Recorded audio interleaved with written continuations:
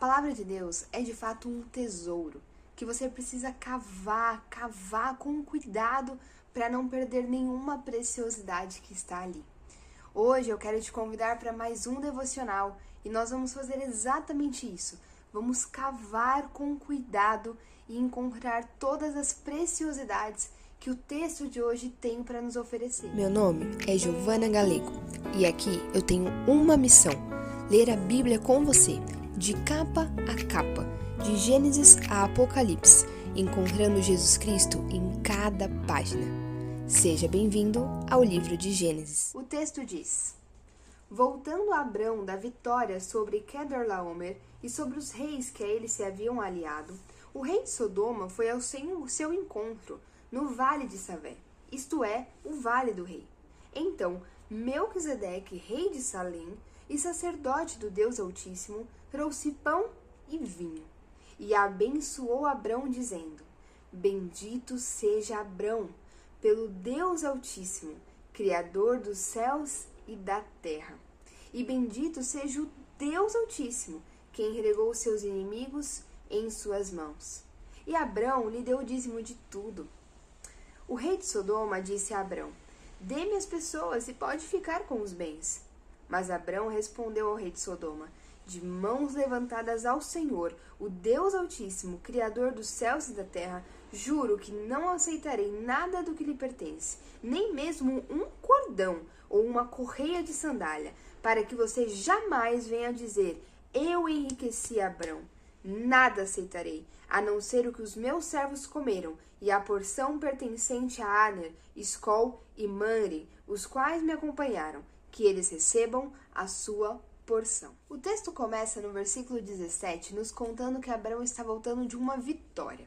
Então Abrão acabou de vivenciar uma guerra. Se você acompanha aqui os vídeos do canal e está seguindo a série sobre Gênesis, você lembra exatamente que guerra foi essa e sabe disso em detalhes.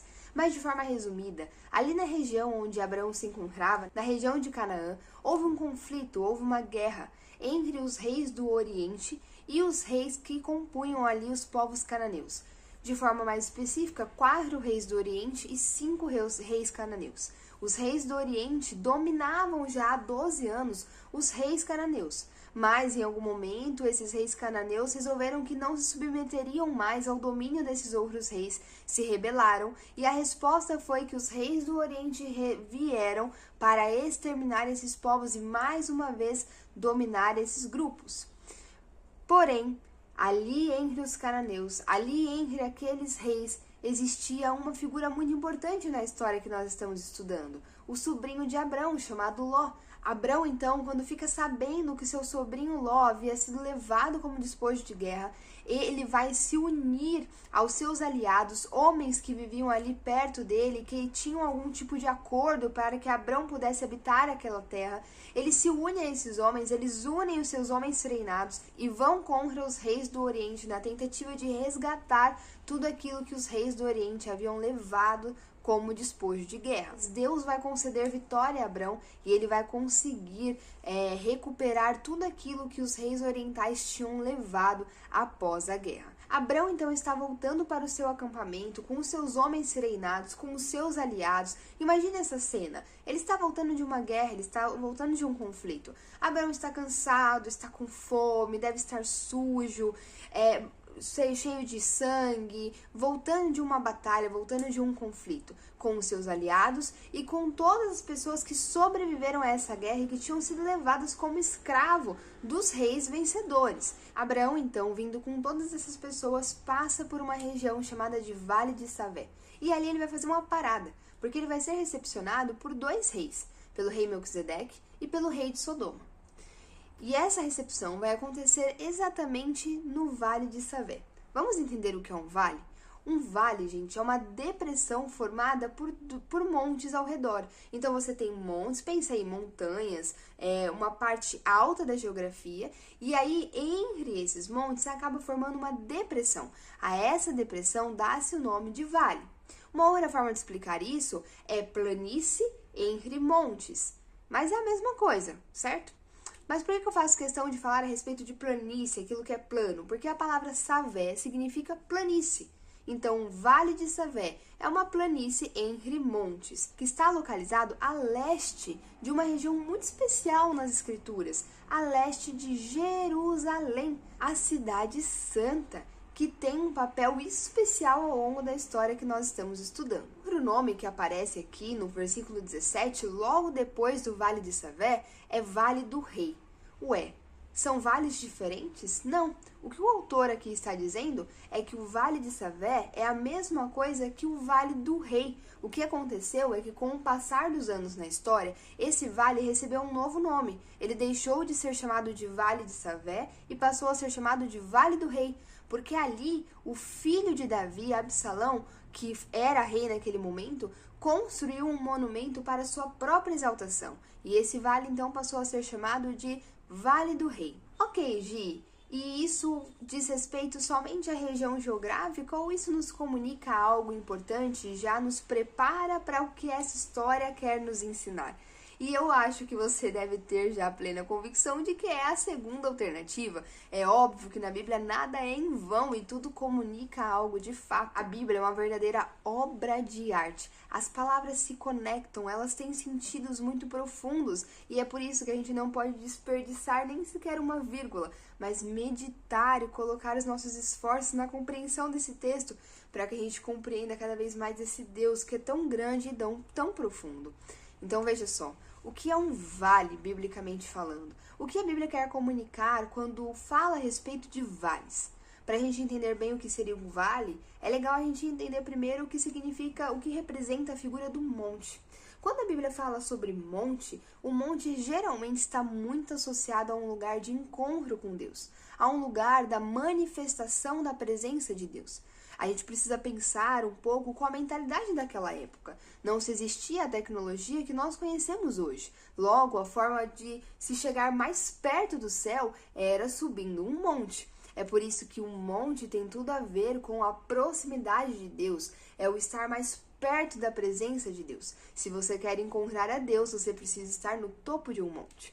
E o contrário também é verdadeiro. Quando você está no pé do monte, quando você está no vale, significa que você está mais vulnerável, mais distante da presença de Deus. Não necessariamente em pecado, mas numa situação, em um momento da vida em que você está mais vulnerável ao ataque do inimigo, por exemplo. Pensa comigo. Se você está no pico do monte, se você está lá no alto e existe um inimigo aqui correndo atrás de você, numa guerra, por exemplo, em um conflito, é muito mais difícil que o inimigo consiga chegar a você lá no pico, lá no ponto alto do monte, porque é muito difícil subir o monte, principalmente naquela época que não se tinham os carros de guerra que tem hoje. Então, subir o monte com um animal ali era completamente desafiador. Isso fazia com que o monte fosse um lugar muito mais seguro. Mas quando você estava ao pé do monte, você estava mais vulnerável. O pé do monte também representa um estado de humildade. É você descer do topo para um estado mais humilde, um estado mais próximo daqueles que estão numa condição talvez inferior. E isso já nos dá uma introdução à história de hoje. O primeiro rei que vai falar com Abraão representa exatamente essa situação onde alguém muito grande, com uma autoridade muito alta, se rebaixa e se diminui em uma atitude de humildade para se aproximar daquele que é inferior, daquele que ainda não tem tamanha autoridade. Nós estamos falando de Melquisedeque. Vamos ler o versículo 18? Olha o que a Bíblia disse. Então Melquisedeque, rei de Salém e sacerdote do Deus Altíssimo, trouxe pão e vinho e abençoou Abrão, dizendo: Bendito seja Abrão pelo Deus Altíssimo, Criador dos céus e da terra, e bendito seja o Deus Altíssimo que entregou seus inimigos em suas mãos. E Abrão lhe deu o dízimo de tudo. Então, o que está acontecendo aqui?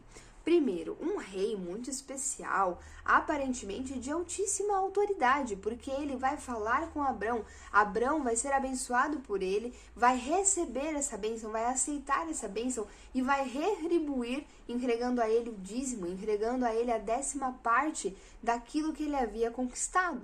Isso mostra o coração de Abrão aprovando a autoridade de Melquisedeque. Mostra o tamanho dessa autoridade para que o pai da fé, o patriarca, chamado e escolhido por Deus para dar origem a uma nação especial, onde o próprio Deus nasceria, está aceitando a bênção e está ofertando, ou melhor, entregando a 10ª parte daquilo que ele havia conquistado para esse rei. Isso com certeza é o reconhecimento da autoridade deste homem, que em um total ato de humildade está indo recepcionar Abraão após a guerra. E não só indo recepcionar a Abraão, mas ele está levando para Abraão alimento. Ele está levando para Abraão um conforto após o período de guerra. Ele está levando para Abraão aquilo que Abraão precisava, de alimento, após ter guerreado. Mas não para por aí. Além de alimentar Abraão, ele também vai oferecer para ele a bênção. O pão e o vinho, naquela época, era um alimento concedido à realeza. Isso já mostra que Melquisedeque está reconhecendo Abraão como um homem pertencente à realeza. Lembre-se que naquela terra Abraão era um estrangeiro. Ele acampava ali. Ele não tinha posse natural de nenhum metro quadrado daquele território. Mas Deus havia prometido a ele toda aquela terra, a ele e a sua descendência. Espiritualmente, pela fé, Abraão já tinha tomado posse dessa promessa e ele realmente se considerava já o dono daquela terra. Então, chega diante dele um rei chamado Melquisedeque, considerado sacerdote do Deus Altíssimo. O Deus Altíssimo é o Deus de Abraão. E esse homem, que é sacerdote do Deus de Abraão, reconhece Abraão como um rei, reconhece Abraão como proprietário daquela terra. O que acontece é que Melquisedeque era um homem que adorava o Deus Altíssimo, era um homem que tinha olhos de fé como Abraão. É por isso que quando ele enxerga Abraão, ele vê em Abraão aquilo que pela fé já era dele. Ele reconhece sobre Abraão a promessa que Deus já havia liberado sobre a vida dele. E ele reconhece isso ofertando a Abraão uma comida de realeza após um período de guerra. Era exatamente o que Abraão precisava. Ele oferta pão e ele oferta vinho. Perceba que ele não vai pedindo nada, ele vai ofertando, oferecendo. Ele também oferece uma bênção, ele abençoa Abraão. E no original hebraico, gente, a bênção não é um mero presente, não é apenas um favor, como muitas vezes nós aqui no português acabamos interpretando dessa forma. Mas a bênção no original tem tudo a ver com poder e autoridade. Quando a Bíblia diz no Antigo Testamento que alguém foi abençoado, está falando sobre transferência de poder e autoridade. Esse poder e essa autoridade só pode ser transmitida por alguém que é superior, por alguém que tem uma autoridade superior. Caso contrário, não faria sentido essa transferência. É por isso que lá no livro de Hebreus, o autor vai dizer que isso deixa cada vez mais óbvio que Melquisedeque era de fato alguém, um sacerdote superior em autoridade quando comparado a Abraão. E ele transfere a Abraão, então, esse poder e essa autoridade. E esse poder e essa autoridade têm um propósito, ela não é em vão. A bênção é a transferência de poder e autoridade com uma finalidade, e a finalidade é cumprir a vontade de Deus. É por isso que no original, no texto em hebraico, a palavra que dá origem à palavra bênção, ela vem de uma outra palavra que pode ser traduzida como joelho. Como assim joelho? Joelho faria menção a uma postura, a postura corporal de joelhos, prostrados, submetido, em submissão, em obediência. Essas palavras, bênção e joelho, submissão, obediência, elas estão atreladas, de forma que a pessoa que recebe as bênçãos de Deus é a pessoa que se move em obediência, porque a bênção de Deus, o poder e a autoridade concedidos por Deus, tem um propósito, que a vontade de Deus seja realizada. É por isso que o abençoado precisa ser uma pessoa obediente ao Senhor para que a vontade de Deus se estabeleça. Abraão está recebendo poder e autoridade para viver o que vai acontecer no capítulo 15. No capítulo 15, próximo vídeo do canal, nós vamos ver Deus fazendo uma aliança com Abraão. Talvez você fique pensando, mas esse Melquisedeque veio do nada. e ele é sacerdote do Deus Altíssimo, do Deus de Abraão.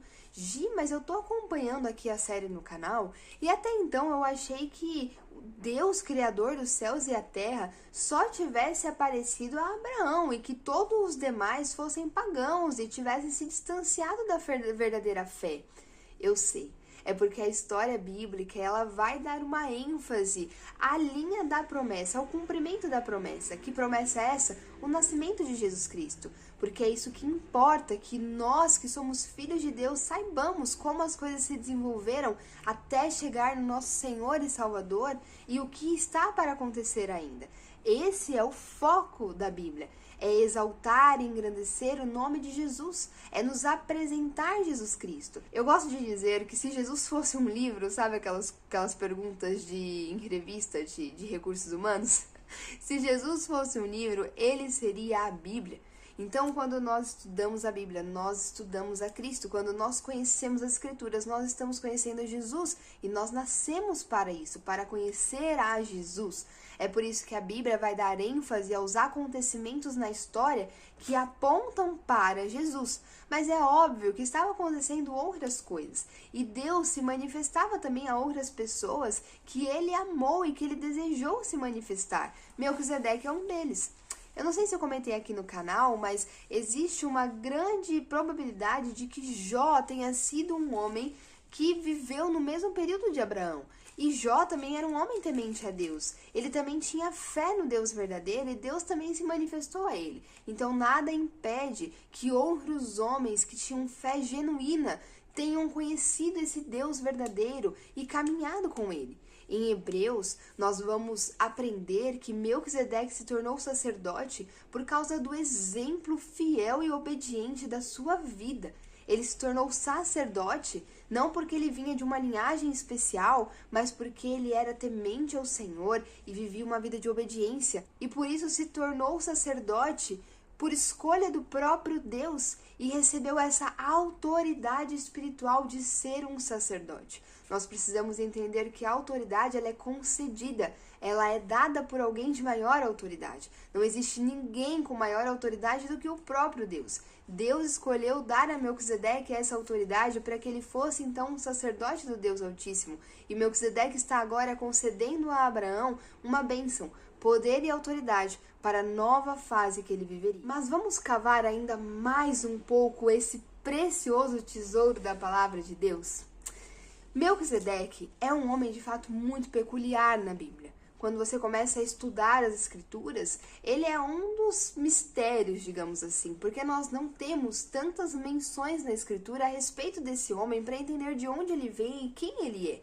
Nós precisamos lembrar que os principais personagens, principalmente aqueles que eram íntimos de Deus e que tinham grande autoridade espiritual, eles estão sendo mencionados desde o início da história dentro de uma genealogia. Nós temos uma noção de onde eles vieram, mas não é o caso de Melquisedeque. Isso gera uma certa estranheza e uma curiosidade em relação a ele. Mas nós temos que tomar cuidado para nos atermos àquilo que a Bíblia diz e não ficarmos criando muitas coisas. Especulações não ajudam muito, porque especulações, elas são especulações, não dá para afirmar nada. Então nós precisamos nos pautar somente naquilo que a Bíblia nos diz, porque aquilo que a Bíblia nos diz é o que Deus quer que a gente saiba. Então vamos nos submeter àquilo que Ele quer que saibamos. E quando nós vamos para a Bíblia, Melquisedeque vai aparecer em outros dois textos da palavra de Deus. Ele vai aparecer no Salmo 110, versículo 4, quando o salmista vai dizer que Deus determinou que ele seria sacerdote para sempre,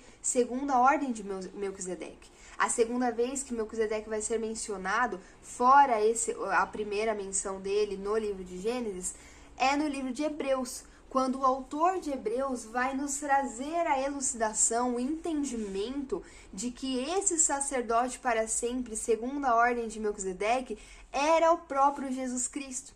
O autor de Hebreus vai nos dar a clareza de que Melquisedeque é um tipo de Cristo. Ele não é o próprio Cristo em forma corpórea no Antigo Testamento, não. Ele é um homem normal, temente a Deus, que se tornou sacerdote porque Deus o escolheu para ser sacerdote, por ser um homem justo, um homem que amava a Deus, um homem temente ao Senhor, ele se torna sacerdote. Mas aqui dentro dessa história, nesse ponto da história, ele está representando Jesus. Ele está sendo uma sombra de quem seria esse descendente que pisaria a cabeça da serpente e faria com que o homem retomasse o seu relacionamento com Deus. Ele é um tipo, ele é uma sombra, ele é uma ilustração de quem seria esse Salvador, de quem seria esse Messias. Com essa mentalidade, com esse entendimento que o livro de Hebreus nos permite ter, vamos orar para Melquisedeque agora com esse olhar. E olha que incrível as descobertas que nós vamos fazer. Versículo 18. Então, Melquisedeque. Vamos parar por aqui e cavar um pouquinho esse nome. Em Hebreus, o autor vai dizer que Melquisedeque significa rei de justiça. Em algumas versões pode estar como meu rei é justo. Você vai para o original no hebraico, a gente vai ver que a palavra Melquisedeque é, na verdade, Melquisedeque. Eu não sei se estou falando certo, gente, mas eu vou pôr aí escrito para vocês acompanharem o raciocínio. E aí, o Meleque diz respeito a rei e o Tzedek diz respeito à justiça. Agora, vamos entender o que é justiça? A palavra justiça aparece na Bíblia inúmeras vezes, mas o que é justiça? A palavra justiça no hebraico, tzedek, é a mesma usada para fazer menção a uma letra hebraica. Essa aqui que eu estou colocando na tela para você. E no hebraico, gente, a silhueta das letras, o desenho da letra faz sentido com o seu significado. A língua hebraica é um verdadeiro poema, e o hebraico bíblico, então, é uma verdadeira obra de arte. Tudo comunica. E a silhueta da palavra justiça, dessa letra que eu estou colocando aí para você, traz uma ideia de um homenzinho com as mãos inclinadas aos céus e de joelhos dobrados. Um homem que está em oração, clamando a Deus pela vontade do Senhor. Porque, biblicamente falando, a justiça é a vontade de Deus. Deus é justo. Ele é o Criador de todas as coisas. Então, Ele é o nosso referencial. Quando a vontade de Deus é feita, é realizada em algum momento, em algumas circunstâncias, em algum lugar, ali está se estabelecendo a justiça. É por isso que o justo é aquele que se move debaixo da vontade de Deus, é aquele que obedece à vontade de Deus, é aquele que é instrumento para trazer justiça ao mundo, para fazer com que a vontade de Deus seja estabelecida no mundo. De forma resumida, a justiça nada mais é do que realinhar a realidade do mundo à realidade do céu. É fazer com que aquilo que se tornou profano, caído e corrompido retorne à vontade do Pai de ser justo, santo, correto, íntegro. A Bíblia diz em Malaquias 4 que Jesus é o sol da justiça. Ele é aquele que alinhou as coisas ao coração do Pai. Ele é aquele que possibilitou que a vontade de Deus fosse estabelecida aqui na terra. Você deve se lembrar que quando Deus criou o homem e a mulher, o desejo do coração de Deus é que o homem e a mulher vivessem em perfeita harmonia com Ele, o Criador, tivessem intimidade com o Criador. E dessa forma o adorassem, o glorificassem, vivendo em harmonia e intimidade. O homem e a mulher foram criados para serem amados por Deus e responderem em amor. Mas Deus colocou uma condição diante dessa realidade deles. Eles poderiam usufruir de tudo que Deus tinha colocado ali disponível para eles e conviver com Deus todos os dias. Mas se eles comessem do fruto de uma árvore, se eles escolhessem desobedecer a Deus, eles então deveriam morrer. Existia uma condição, a obediência. E quando essa condição não fosse respeitada, quando o homem então se comportasse em desobediência, existia uma consequência para isso. Um salário, um preço. E esse preço era a própria morte. Ali nós temos praticamente um pacto, uma aliança de sangue. E uma vez que essa aliança não fosse respeitada e obedecida, o sangue então precisava ser derramado. Porque é assim que funciona dentro de uma aliança. Logo, depois do pecado do homem, a injustiça reinou nesse mundo. e tudo se tornou corrompido.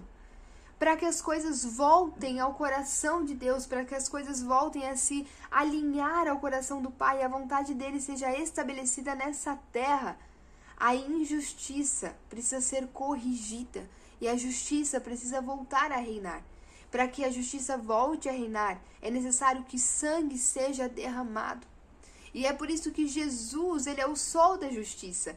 Ele é aquele que vem e executa a justiça. Ele entrega a própria vida, derrama o seu sangue, para que agora a vontade do Pai possa ser feita. Para que eu e você, que antes éramos injustos, pecadores, fazíamos tudo aquilo que era contrário ao coração do nosso Pai, ao contrário do coração de Deus, nós agora diante de Deus somos justos, porque fomos perdoados por causa do sacrifício de Jesus. Como justos, nós retomamos o estado original, nós voltamos à inocência. Não porque nós fizemos por onde, mas porque sangue foi derramado por nós. Continuando o versículo 18. Então Melquisedeque, rei de Salém. Salém é o antigo nome de Jerusalém. Lembra que eu falei para você que o Vale do Savé ficava a leste da região de Jerusalém? Veja, Melquisedeque é o rei de Salém. Ele vem dessa região especial, ele estava ali por perto. Mas o que eu quero focar agora com você é nessa palavrinha Salém. Salém significa paz, mas não é qualquer paz. A raiz que vai formar a palavra Salém é a mesma raiz que forma a palavra Shalom. Shalom é paz, mas Salém é completo. Não é qualquer paz, mas é a paz que existe na plenitude, naquilo que é completo, naquilo que é perfeito. Rei de Salém é rei de paz, mas não é paz no sentido de ausência de guerra, é paz no sentido de plenitude, de completo. É o rei de paz, é o rei da plenitude, da completude. E a Bíblia diz que só há uma forma de nós alcançarmos aquilo que é pleno, que é olhando para Jesus e voltando para Ele, porque Ele é a rocha de onde nós fomos retirados. Em Isaías 51, o profeta vai dizer isso, que da rocha eu e você fomos retirados. Então nós somos como pequenas pedras, falta-nos algo. Nós somos pequenas pedras que perderam o restante da matéria. Para que nós então possamos estar completos, é necessário voltar à pedra angular. É necessário voltar à rocha de onde nós fomos retirados. E essa rocha é Jesus Cristo. Só quando nós vamos a Cristo é que podemos experimentar uma paz real. A Bíblia diz que Ele é o príncipe da paz. Ele é aquele que, através do seu ministério, estabeleceu a paz, permitiu a paz, porque a paz é a plenitude. E através do ministério de Jesus, através da morte e ressurreição de Cristo Jesus, eu e você podemos nos aproximar de Deus, podemos voltar ao nosso Criador. E só quando nós voltamos ao nosso Criador e nos tornamos um com Ele, é que então nós alcançamos a verdadeira paz, a plenitude, a harmonia. Os desequilíbrios, os desentendimentos, os conflitos internos, os conflitos externos, eles só vão cessar quando nós retornarmos àquele que é o príncipe da paz, o príncipe da harmonia, da completude, da alegria, da plenitude. A Bíblia diz em 1 Coríntios que nós só vamos ser perfeitos e completos quando conhecermos aquilo que é completo. Jesus Cristo. Então, à medida que nós conhecemos a Jesus, mais preenchidos nos tornamos, até então alcançarmos a plenitude, alcançarmos a verdadeira paz. É por isso que a Bíblia diz que a paz não é circunstancial, porque a paz não é a ausência de conflito, mas é um estado interno de plenitude, mesmo que em meio ao conflito, e isso só Jesus pode te oferecer. Rei de Salém e sacerdote do Deus Altíssimo. Então veja, Jesus é aquele que possibilitou que a justiça fosse estabelecida. Jesus é aquele que oferece a paz verdadeira, que permite que desfrutemos da paz real. Como ele faz isso? Ele faz isso na função de sacerdote do Deus Altíssimo. Sacerdote é um representante dos homens. um homem escolhido como representante dos outros homens para lidar com o pecado diante de Deus. Lembra que nós caímos e agora nós temos um grande inimigo que é o nosso pecado, algo que nos condena diante do Senhor, algo que inclina a nossa mente, a nossa natureza sempre para o que é mais perverso. Uma vez que agora nós temos o pecado, nós precisamos lidar com ele.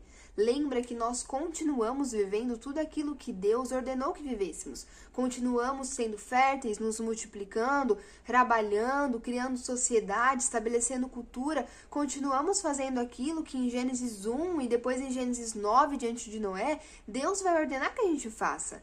A questão é que agora, no pós-queda, nós continuamos fazendo tudo isso e temos que lidar com o nosso pecado, que nos atrapalha em todas essas coisas. E aí o que vai acontecer é que era necessário que um representante dos homens fosse levantado, fosse escolhido para ir até Deus, resolver as nossas pendências em relação aos nossos pecados, para que nós então pudéssemos receber o perdão de Deus. Esse homem escolhido, ele era um sacerdote. E aí o que a Bíblia vai nos explicar é que homem nenhum, sacerdote nenhum, conseguiu cumprir com a sua função, teve êxito na sua função, porque esse sacerdote também era pecador. Então toda vez que ele ia ao lugar sagrado, ao lugar santo dos santos, onde a presença de Deus se manifestava, ele precisava derramar sangue de animais, para que o sangue de animal pudesse cobrir a sua vergonha, cobrir o seu pecado, temporariamente, para que ele entrasse na presença de Deus e então levasse o sangue que representava o pagamento pelo pecado dos outros que ele estava representando. E por não ser o suficiente, o sangue do animal não era suficiente, é que quando ele saía do lugar santíssimo, ele voltava a sentir culpa. Deus então vai escolher um sacerdote de uma origem completamente diferente. Ele vai escolher um sacerdote segundo a ordem de Melquisedeque. E o que isso significa? Um sacerdote que, como Melquisedeque, que não vinha de uma genealogia, mas tinha sido escolhido pelo próprio Deus, esse sacerdote também não vinha de uma genealogia. Ele tinha sido escolhido pelo próprio Deus. E como Melquisedeque, que não tem os seus dias iniciais relatados na Bíblia, nem os seus dias finais relatados, assim esse sacerdote também é eterno. E ele existe para sempre. E não tem os seus dias iniciais relatados, nem os seus dias finais. Isto é Jesus Cristo, Filho do Deus vivo, o próprio Deus encarnado, o próprio Deus entre os homens. Ele é eterno. E é por isso que ele não tem um começo e não tem um fim. E é por isso que quando ele se torna sacerdote, ele se torna sacerdote para sempre. Sabe o que isso significa? Que eu e você temos um representante de carne e osso, porque Deus se fez carne e osso por mim e por você, e como Jesus se tornou um sacerdote. E ele agora está no templo, não o templo físico aqui, que apenas ilustrava uma realidade espiritual, mas o templo verdadeiro, o templo real que está lá nos céus. Ele está nesse templo, cumprindo a função de sacerdote e resolvendo as nossas pendências diante de Deus, sendo nosso intercessor. O sacerdote era um intercessor. E nós temos um sacerdote que vive para sempre e que intercede eternamente pelos seus, por aqueles que foram cobertos pelo seu sangue. Jesus Cristo é o nosso sacerdote segundo a ordem de Melquisedeque. Porque nele não há pecado algum. Jesus não precisa oferecer um sacrifício pelos próprios pecados e um pelos meus. Ele é o sacrifício por mim, porque ele é puro, porque ele é perfeito, porque sobre ele não há culpa alguma. E sacerdote do Deus Altíssimo trouxe pão e vinho. Então, para que o sacerdote pudesse cumprir com seu ofício, ele precisava sacrificar. E como eu já mencionei, ele precisava sacrificar para ele, para cobrir os seus próprios pecados e para cobrir os pecados daqueles a quem ele representava. Jesus Cristo, então, como sacerdote, ele vai oferecer um sacrifício ao Senhor em nosso favor, para que nós pudéssemos obter perdão diante de Deus, voltar à inocência. E ele faz isso com pão e vinho. Ele faz isso entregando o seu próprio corpo em sacrifício. Jesus é o sacerdote e Jesus é o próprio sacrifício. O sangue do animal não era o bastante para pagar as nossas dívidas e o nosso pecado.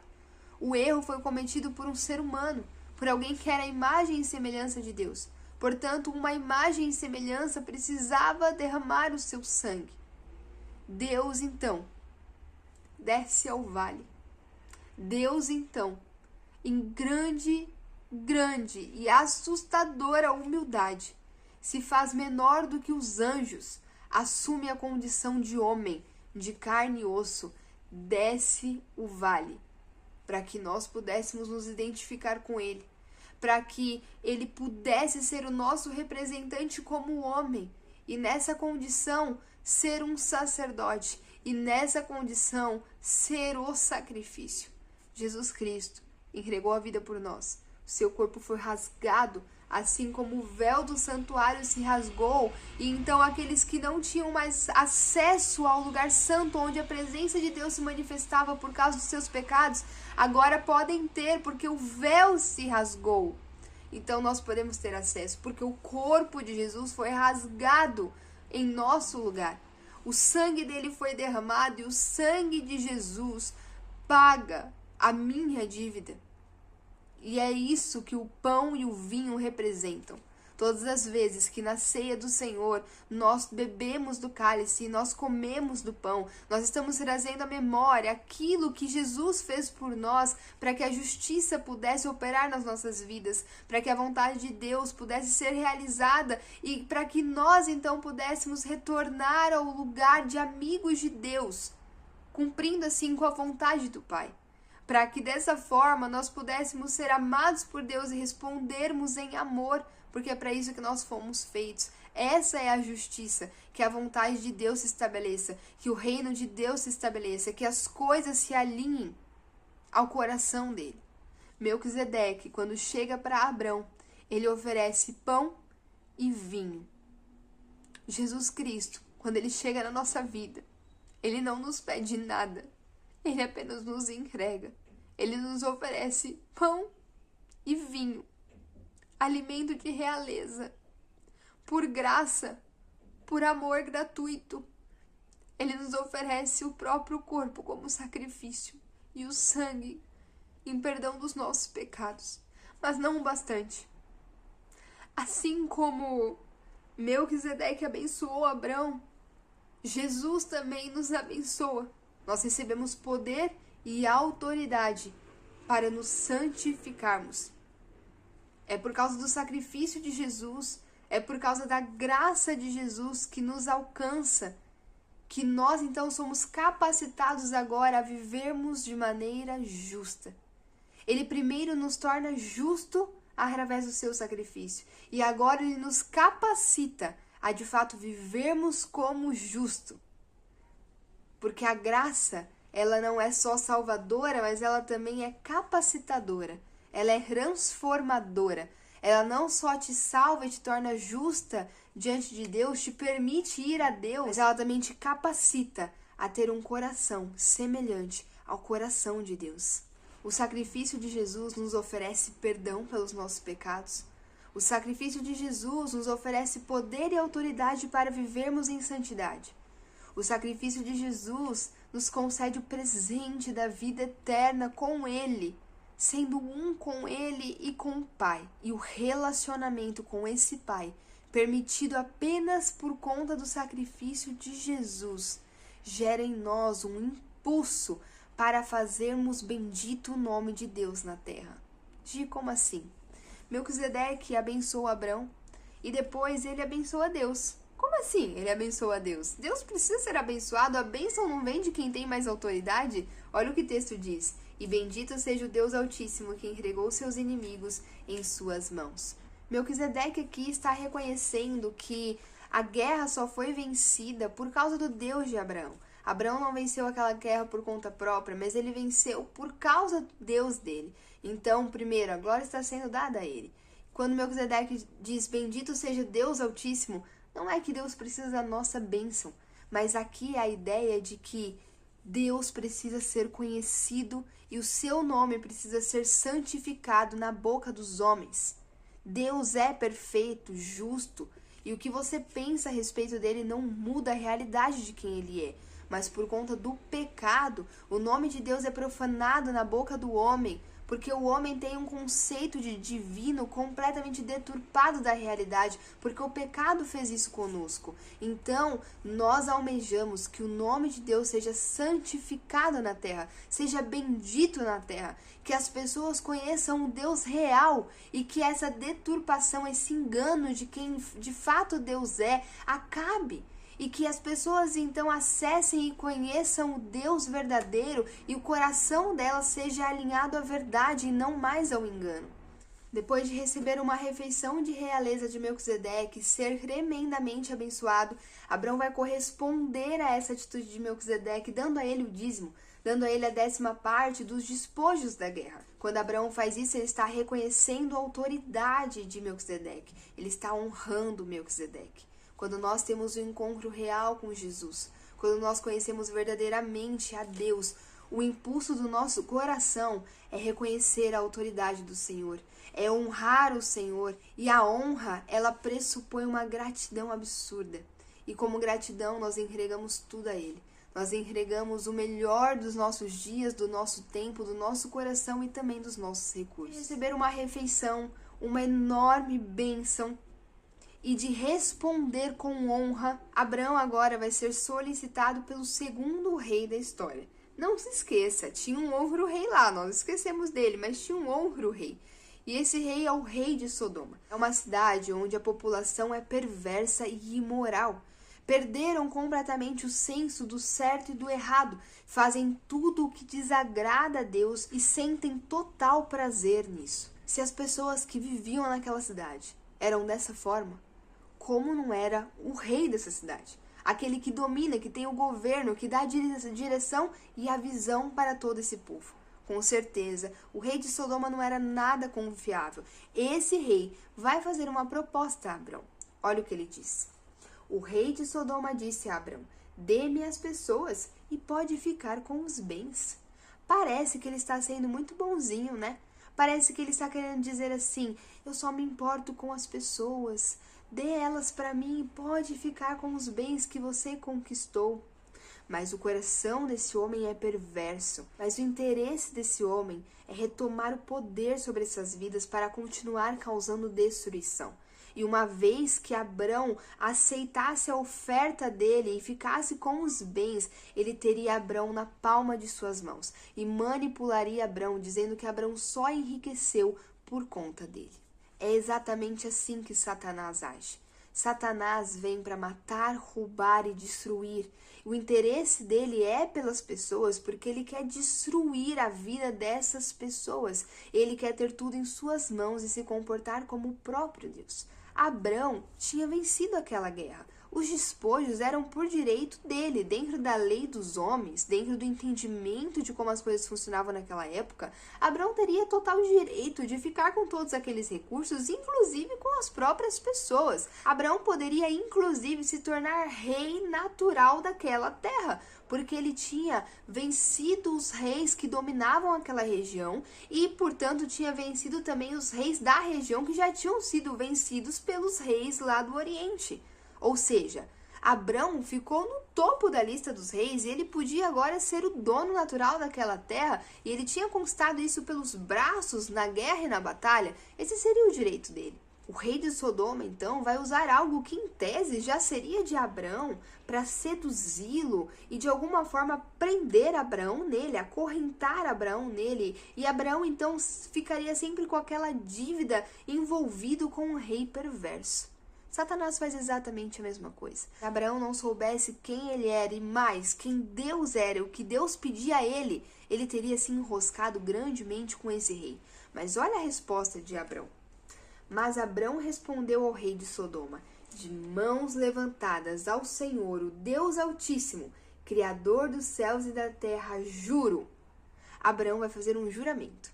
E ao fazer esse juramento, ele jura pelo Deus Criador dos céus e da terra. Ele usa a mesma expressão que Melquisedeque usou. É isso que acontece quando nós caminhamos com o Senhor. Quando nós caminhamos com alguém de mais autoridade espiritual, nós crescemos espiritualmente e começamos a nos tornar semelhante. Quando nós caminhamos com Jesus Cristo, nós crescemos espiritualmente, nos tornamos cada vez mais parecidos com Ele, a ponto até de usarmos as mesmas expressões. Lembram de Estevão quando vai ser apedrejado por pregar o Evangelho?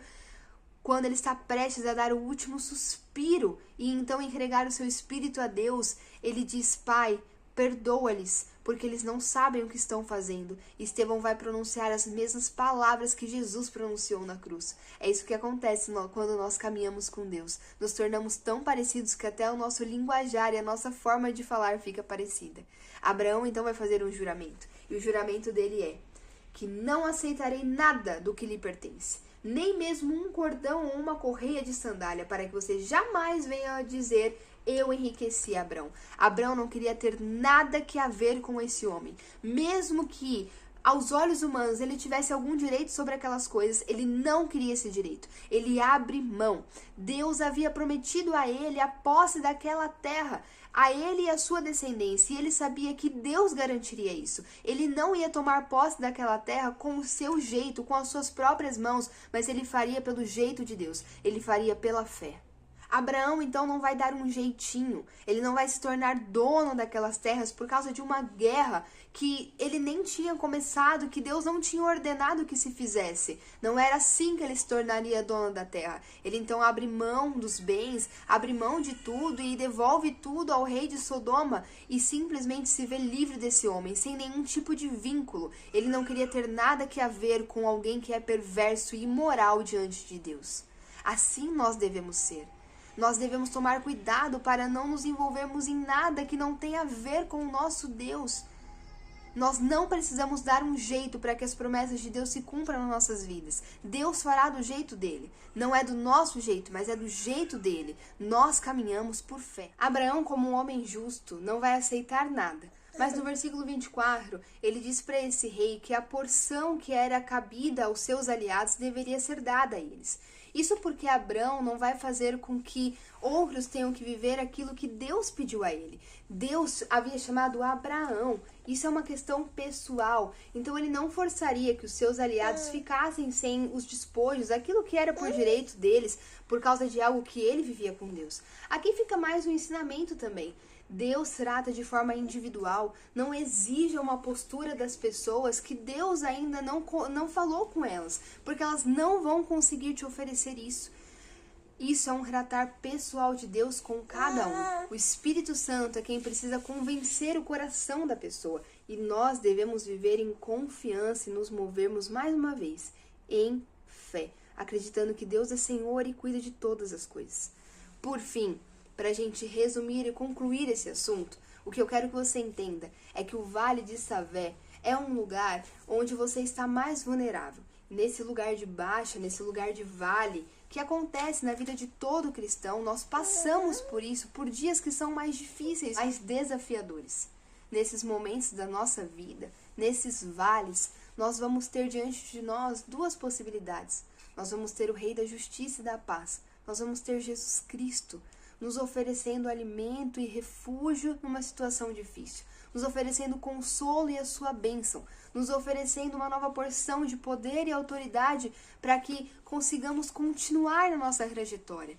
Mas nós vamos ter também um inimigo tentando nos atacar porque estamos muito vulneráveis e nos fazendo sugestões capciosas, querendo barganhar com a gente e nos oferecer algo que talvez até faça sentido, até tenha a ver com o que Deus me prometeu, tem uma carinha de bom, até que está bem disfarçado.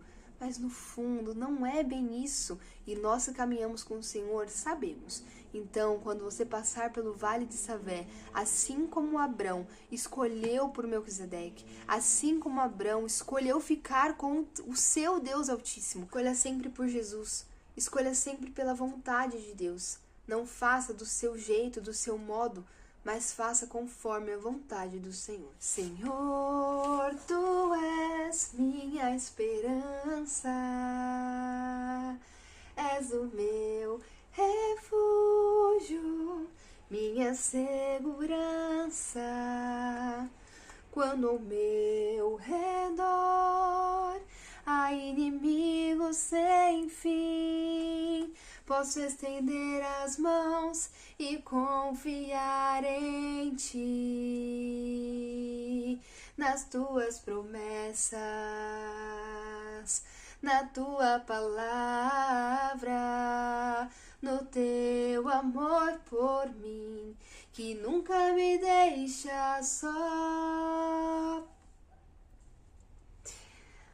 O dia difícil, o dia mau, ele passa, ele dura pouco. Permaneça, continue com Jesus e você está caminhando já para o próximo monte, uma nova porção de poder e autoridade.